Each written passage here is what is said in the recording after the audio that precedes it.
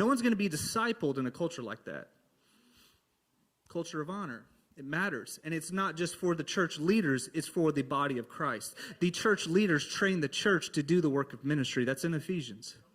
People come to church and they want to watch the church leaders do ministry. No, we're training you to do the work. The American church has tried to reverse it. Let's just go watch. Let's just all watch like we're watching a football game and watch them play the game and cheer for them or boo for them. So I believe that God has a perspective of honor when it comes to how we view the church. I believe the Lord has something to say. And we started out the first message, we started out with understanding if we're going to be a people of honor, we're going to have to be a living sacrifice. That means how we feel sometimes is going to have to die. How we reason and what we personally want is going to have to die, literally die. Not be satisfied at all. And then the next message we talked about, the culture of honor has a foundation of giving. And sometimes we don't think this way with our natural human understanding, is that if I give more, I'll have more, because we don't think that. We think that if I'm going to have more, I've got to store it up for myself. Yeah. I've got to guard my stuff. But a culture of honor says, no, I'm going to give. Good.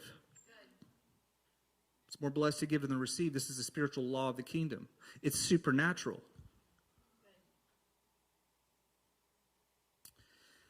I was just out of high school and I was working a job and I didn't have a lot of money. I wasn't very smart with my money, first thing, but I didn't even have a lot of money.